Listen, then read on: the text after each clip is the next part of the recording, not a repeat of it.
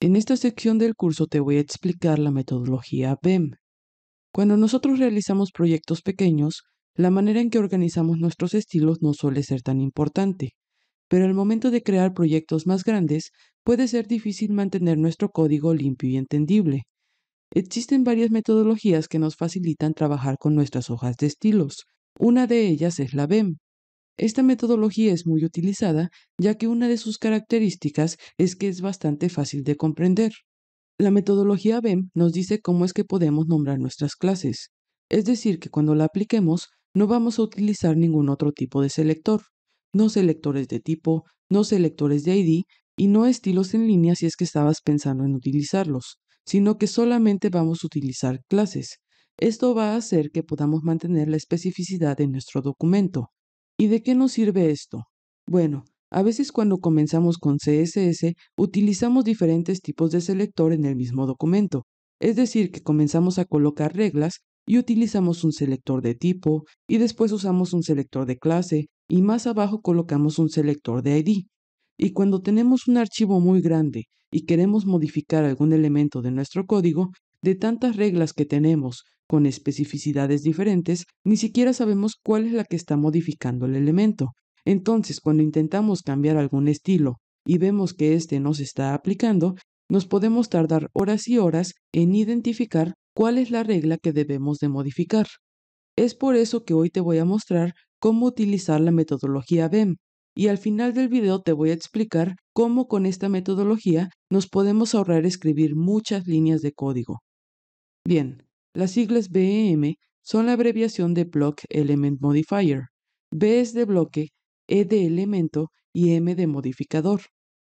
Los bloques son aquellas partes de nuestra web que tienen sentido por sí mismos, es decir, que pueden estar de manera independiente dentro de la página. Esto podría ser una tarjeta, una barra de navegación o un logo. Veamos un ejemplo.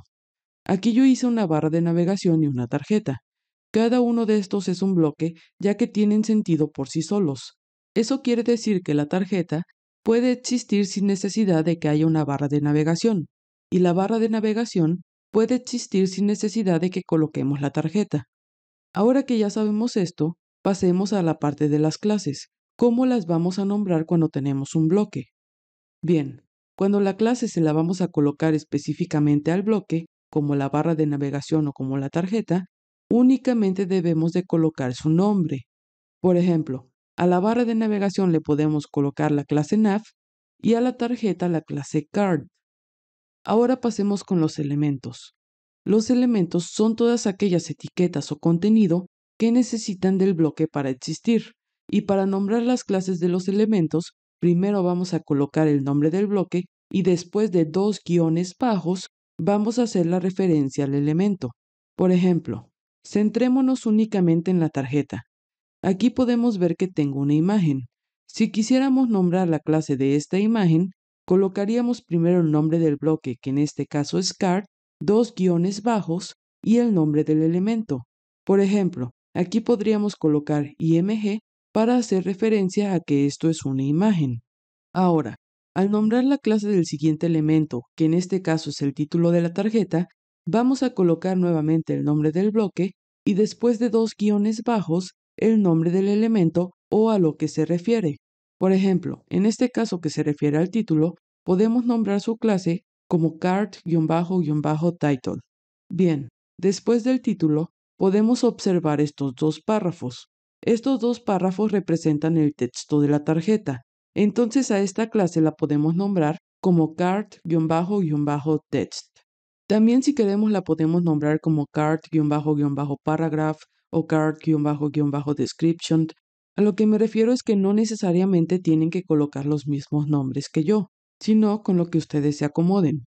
Ahora, si te das cuenta, estos dos párrafos tienen el mismo estilo, con la única diferencia de que este tiene un borde. Aquí es donde entran los modificadores. Los modificadores nos sirven para modificar algunas propiedades del elemento, valga la redundancia, y estos modificadores se pueden aplicar tanto a bloques como a elementos. En este caso, el modificador se lo estamos aplicando a un elemento. Bien, ¿cómo vamos a crear una clase con modificadores? Para esto, vamos a colocar dos guiones medios y después la modificación. Por ejemplo, en este caso que lo que estamos modificando es el borde, primero colocaríamos el nombre de la clase que utilizamos anteriormente, que es card-text, y después de dos guiones medios, border, haciendo referencia que lo que estamos modificando es el borde del elemento. Algo importante que mencionar es que ahora que colocamos un modificador, el elemento al que le haremos esta modificación ahora va a tener dos clases. Va a tener dos clases porque de esta manera vamos a evitar repetir código. Por ejemplo, si a este segundo párrafo únicamente le colocamos la clase con el modificador, entonces a la regla de esta clase le vamos a tener que colocar todas las propiedades nuevamente. Pero todas estas propiedades ya las tenemos declaradas en la regla con la clase card-text, así que solamente estaríamos repitiendo estilos. Entonces lo que vamos a hacer es primero colocarle la clase card-text y ahora lo único que le tenemos que agregar a la clase con el modificador es el borde. Al colocarle estas dos clases al elemento, se le van a aplicar los estilos de la primera clase y también los estilos de la clase con el modificador. Y de esta manera estamos evitando repetir todas estas propiedades que ya tenemos en la primera clase. Bien, por último dentro de la tarjeta, yo también coloqué este botón. Y aquí necesito que pongas atención para que no nos confundamos. Este botón se encuentra dentro de la tarjeta, pero si te das cuenta, este botón y el que está aquí arriba es el mismo. Lo único que yo hice fue invertir los colores, y este se hizo más grande simplemente por el texto. Bien, recordemos que los bloques son aquellas partes de nuestra web que tienen sentido por sí solos, como es el caso de este botón, ya que yo lo estoy utilizando en la barra de búsqueda, en la tarjeta, y si también lo necesitara en otra parte de la página, lo podría volver a utilizar.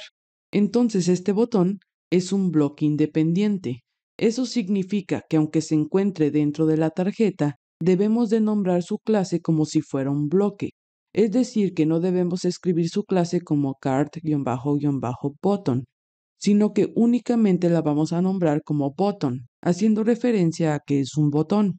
Ahora, como lo mencioné, los modificadores se le pueden colocar tanto a los elementos como a los bloques.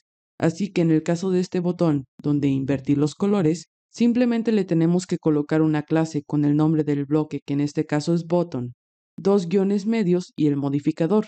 En este caso que le cambié el color, podemos nombrar la clase como button-medio-medio color. Así de sencilla es la metodología BEM, pero cualquier duda me la puedes dejar en los comentarios.